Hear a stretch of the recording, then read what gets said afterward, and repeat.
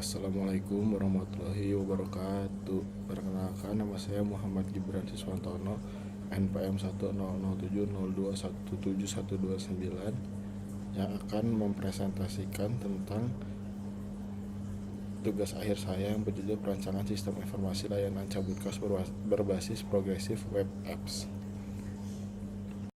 Latar belakang masalahnya, Cabut Kos merupakan sebuah perusahaan jasa yang membantu packing dan pindahan dari satu tempat ke tempat tujuannya. Proses pemesanan jasa cabut kos masih dilakukan secara konvensional melalui WhatsApp dan direct message Instagram. Sehingga untuk menentukan latar belakang masalah, saya menggunakan PISIS framework, di mana ada performance, information, economic, control, efisiensi, dan service untuk memajukan bagaimana usaha cabut kos ini. Seperti kurang efisiensi masih menggunakan manual dan masih menggunakan WhatsApp, lalu iklan masih melalui Instagram, sehingga informasi yang dilakukan masih secara manual dan konvensional. Tujuan dari penelitian ini adalah merancang suatu sistem pemesanan melalui aplikasi yang membantu cabut kos memudahkan pelanggan dalam mendapatkan informasi yang detail, lalu memudahkan transaksi secara online untuk meningkatkan komunikasi yang efisien dan efektif. Batasan masalah dalam penelitian ini dilakukan untuk membantu pelanggan cabut kos. Lalu perancangan sistem informasi memajukan sistem cabut kos yang masih konvensional. Lalu penelitian ini juga hanya sebatas usulan dan desain prototipe.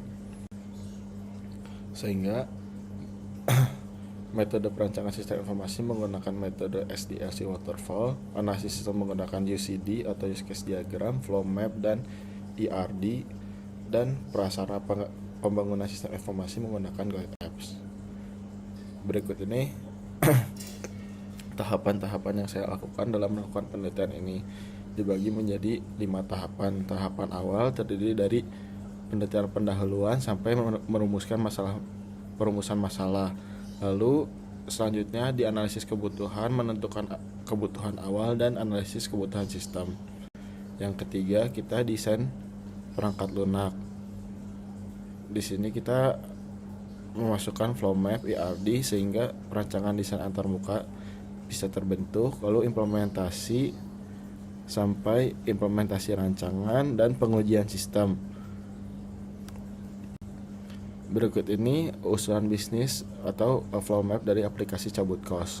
Dapat dilihat terdapat 4 entitas, yaitu pelanggan, admin, operator cabut kos, dan gudang penyimpanan. Dimulai dari pelanggan yang memesan, lalu admin menerima informasi yang dibutuhkan oleh pelanggan, lalu admin dan sistem mengirimkan informasi tersebut kepada operator cabut kos sehingga melakukan jasa yang dipesan oleh pelanggan. Lalu semuanya setelah dilakukan proses jasanya dikirimkan ke gudang penyimpanan, dan operator pun mengirimkan kembali informasi kepada admin. Admin merubah sistem sehingga pelanggan dapat mengetahui informasi jasa apa saja yang sedang berlangsung. Berikut ini rancangan desain aplikasi cabut kos. Yang pertama-tama kita bisa melihat bahwa pelanggan memasukkan email mereka sebagai daftar akun, lalu akan mendapatkan PIN yang dikirimkan kepada email. Lalu pelanggan mengisikan form untuk mengisikan informasi apa saja yang pelanggan butuhkan dan memilih jasa yang akan mereka pakai. Lalu admin akan menerima informasi tersebut dan melaksanakan jasa yang mereka pilih. Kesimpulannya,